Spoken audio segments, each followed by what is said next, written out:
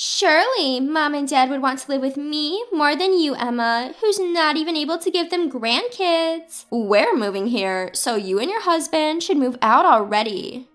My pregnant sister-in-law, Karen, patted her growing belly and said these words haughtily. I responded simply, all right. Although Karen seemed pleased with my easy agreement, I was secretly relieved that this might sever our ties. My name is Emma. I've been married to Scott, and we've been trying hard to treat our infertility. I used to work as a childcare worker and loved children more than anything. So when I found out after getting married that I had trouble conceiving, I was deeply shocked. I even told Scott that if he regretted marrying a woman like me, I would understand if he wanted to divorce. But Scott, being the gentle soul that he is, responded, I didn't marry you because I wanted children. I married you because I love you. If we're having trouble having a baby, let's fight this battle together. And so we agreed to start fertility treatments. I often think to myself how lucky I am to have married such an extraordinary husband. Initially, I tried to balance the treatment with my job, but it became too difficult to manage with my job shift work. I also became more sensitive during the treatment period and sometimes found myself crying at the mere sight of little children, thinking that I might never have a baby. Not wanting to burden my colleagues and remembering that Scott had once suggested that I could be a stay-at-home wife if I wanted, I decided to quit my job. So now, while going through fertility treatment, I'm a full-time housewife. Scott's younger sister Karen, who heard about our situation, has 4 children and is currently pregnant with her 5th. Just seeing a pregnant woman can sometimes be difficult for me, given our situation. But Karen, not minding this, comes to our home with her 4 children. Emma, you're a housewife now, right? Why don't you look after my kids for me? I'm really struggling with all these kids on my own. You used to be a childcare worker, right? So take care of my kids for me, will ya? She said and would leave her 4 children with me to go out for beauty treatments and manicures. When I told her it was an imposition, Karen would just say, in this society where people are not having enough children, I, who am raising children, am obviously more admirable, right? You, who can't even have children, should just listen to what I say. It was indeed annoying to look after someone else's kids without getting paid, even if she was my sister-in-law. Despite her grating attitude, I noticed her children actually wanted to spend time with their mother. When they asked me when their mom was coming back, it always broke my heart to respond, I wonder when. Of course I let Scott know about how Karen was leaving her children with me while she spent time on her beauty treatments. Scott, furious, confronted Karen over the phone, but Karen simply said, Emma should be happy to be around kids since she can't have any of her own. She used to be a childcare worker, so she likes kids. It's not a big deal. In response to this, Scott confronted Karen's husband, Rob, about the issue. However, Rob, agreeing with Karen's perspective, refused to help, saying, Our kids seem to like Emma, and it really helps us out. If Emma gets pregnant, we won't ask her to look after our kids anymore. I mean, we heard it might not happen, but until then, please help us out.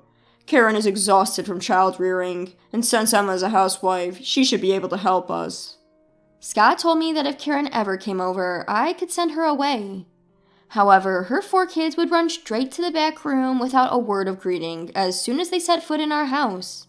Karen would just say, Well then, take care of them for today, and leave her kids behind before I could even protest. One day, Karen unexpectedly came into our house. Normally, she just drops her kids off and leaves right away, so I was surprised when she asked, When are you moving to the new house? Do you have any designs or something? Scott and I were building a new duplex to live with his parents. The house is almost finished, and we were getting ready to move soon. Even knowing about my fertility issues, my in-laws have never said a single unpleasant word to me. My mother-in-law once told me, There are plenty of happy families out there without children. This was a lifesaver for me. My in-laws are getting old now, and they seem to have aches and pains all over their bodies. Before they require full-time care, we decided to live together. So, Scott decided to build a duplex. It was the first time Karen showed an interest in the duplex, and I showed her the predicted images and blueprints. somewhat intrigued. Karen hardly ever visits her parents' house, but she might be interested in the house her parents are going to live in. She asked me to confirm the number of rooms and how much sunlight it gets, so I assured her there were no issues. She also asked about the date we planned to move, and when I told her, she just said, "I see," and left, leaving her children behind. I had a bad feeling about this, but at the time, I didn't take it too seriously. Then, eventually, we decided to move into the two-family home. My in-laws moved in a few days later, and our life living with Scott and his parents began. Living together was really smooth, with no issues. Feeling blessed with such kind in-laws, one day Karen, Scott's sister, showed up out of the blue. Of course, she brought her 4 kids with her, ushered them into the new house, and without looking at her kids at all, she said to me, "Hey Emma, we need to talk." While the in-laws, who hadn't seen their grandchildren in a while, were being harried, I was forcibly taken out to the hallway. I was worrying if my in-laws, who had recently been complaining about back problems, could take care of those kids, when Karen said something outrageous. "Hey, why don't you and Scott leave this house?" What? I was taken aback by the words I hadn't anticipated, but Karen continued without caring about my reaction. "Surely, Dad and Mom would rather live with me than with you who can't even show them a grandchild. And more than anything, I'm their real daughter, connected by blood. We're moving in here, so you guys should get out soon." While stroking her growing belly, Karen said arrogantly. Karen's plan was probably to live with my in-laws and have them take care of the kids. She said, "Look, Dad and Mom are so happy to be able to take care of their grandkids," and pointed at the in-laws, who were struggling with their rowdy grandkids. I couldn't see any joy in their faces, but I knew Karen wouldn't listen no matter how much I argued. My anger at Karen for mocking my infertility had been building up, and I was extremely angry at Karen for forcing her children onto my kind in-laws. After pondering what could be done, an idea came to me, and I quietly nodded. "Okay, we'll move out." Karen happily set the schedule for when we would move out and when they would move in, and left the kids behind again, but I felt relieved thinking this was a chance to sever ties with Karen. Time passed, and the day came when Karen's family moved into the two-family house that Scott had built. As I wondered if they had moved in successfully, my phone rang. It was Karen. When I answered the phone, I heard a screech-like voice from Karen on the other side. "What the hell is this? Why haven't you moved out your stuff? There's no place for our stuff. And where did Dad and Mom go?" Scott and I and his parents had left the two-family house, but we hadn't brought all the furniture. Karen was angry about this, and I responded, "The conversation was so sudden, so we only moved out for now. Your in-laws are with us." "Outrageous!" Karen fired back words like a boomerang. "I think it's outrageous that you and your husband are moving into the house Scott built without our consent. It's also outrageous to force the kids on us like that and go out having fun when we've been telling you every time that it's hard to take care of the kids." "That's not the point right now. Can I just throw away any of the remaining furniture that I don't like?" "Feel free to do so if you're really planning to move in. But are you sure about this?" "What are you talking about?" To the irritated Karen, I broke the news. "Can you and your husband handle the mortgage for that house? It's a two-family house and quite a large one, so it's quite expensive." By that time, I had already told her numerous lies. The acceptance I had given her about moving in was also a lie. There was no way I could agree to Karen trying to take over the duplex that my husband Scott had built. It's only natural that the furniture is left at home because Scott, his parents, and I are currently on vacation at Yellowstone National Park. The truth about the house is that it was fully paid for with the savings of Scott, myself, and his parents.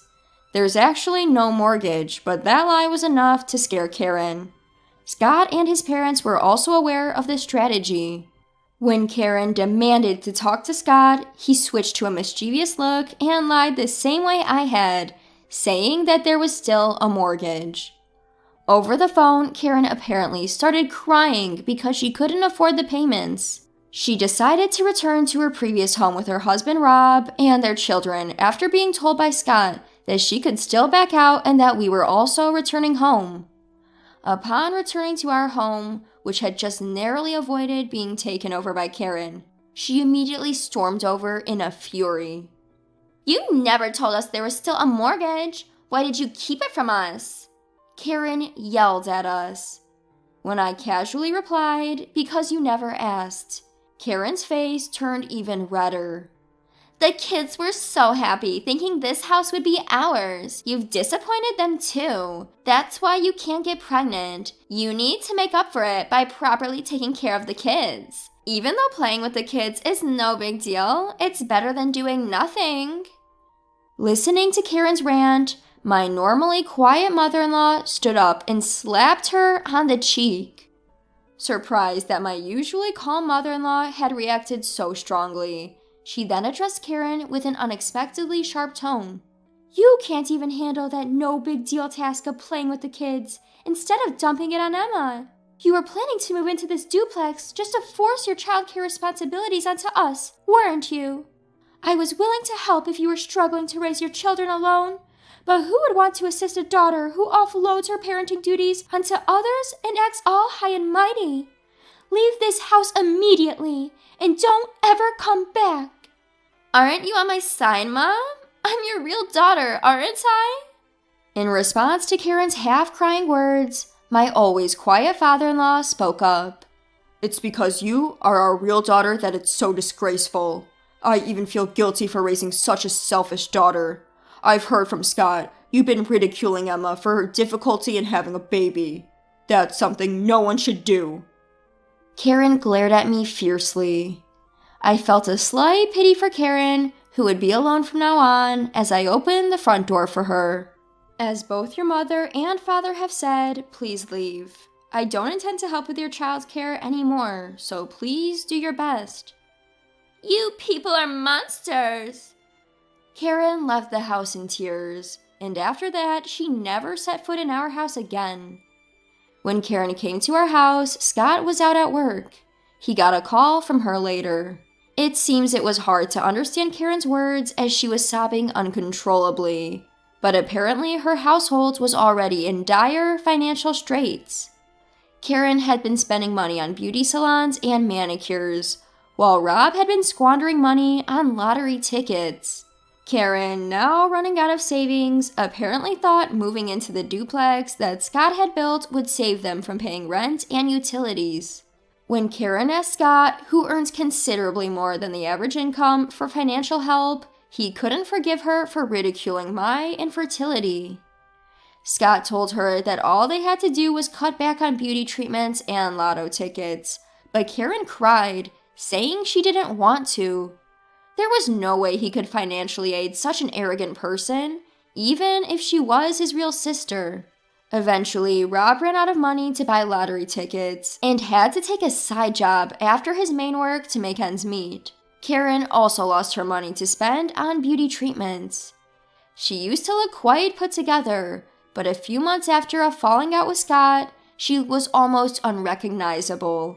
When we bumped into her, Scott had to point out, "Isn't that Karen?" before I realized it was her. Still, her kid seems lively and happy around her, and that was a good thing.